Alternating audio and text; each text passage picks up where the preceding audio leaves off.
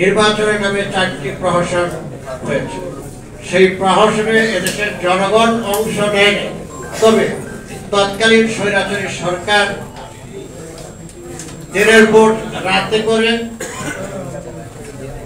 আর নিজস্ব দলীয় ক্যাডারদের দ্বারা ছিলচাপ্পর মেরে, এমনকি প্রশাসনের লোকদের দ্বারাও ছিলচাপ্পর মেরে বাক্সে ফেলে একই সাথে পার্শ্ববর্তী দেশের সরকার প্রধান এবং এখান থেকে যাওয়া বিশ্বস্তরের শেখ হাসিনা তার সম্মিলিতভাবে এদেশের স্বাধীনতার সার্বভৌমত্ব ধ্বংস করার জন্য প্রকল্প হাতে নিয়ে কাজ করে।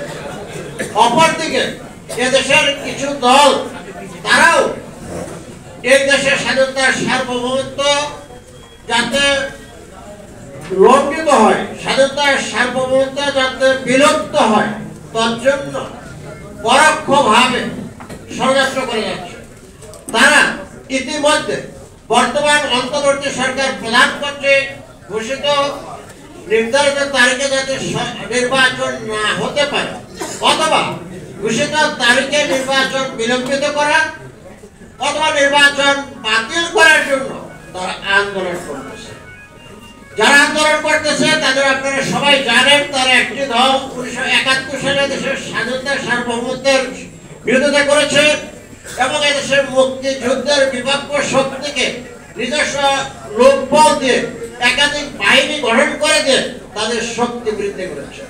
তারা 1971 সালে পাক বাহিনীকে এদেশের মা বোনের ইজ্জত ধরনের সহায়তা করেছে। এই একটি দল।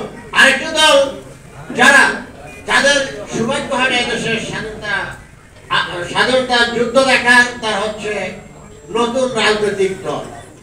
এবং এই দুই দলের সাথে আরো কিছু দল পরোক্ষভাবে তাদের সাথে সহযোগিতা করতেছে।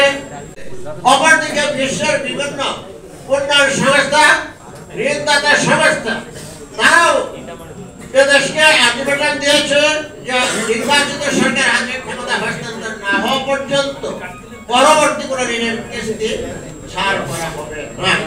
অতএব এদেশের স্বাধীনতার সার্বভৌমত্ব রক্ষা, জনগণের সরকার প্রতিষ্ঠা, এদেশের জনগণের হারানো ভোটাধিকার পুনঃপ্রতিষ্ঠার জন্য নির্ধারিত তারিখে নির্বাচন অনুষ্ঠিত হতে হবে।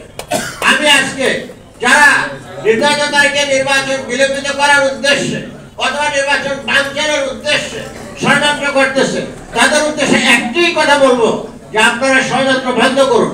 যদি ষড়যন্ত্র বন্ধ না করেন, বাংলাদেশ জাতীয়তাবাদী দল এদেশের জনগণকে সাথে নিয়ে আবার রাস্তায় নামবে, আন্দোলন করবে।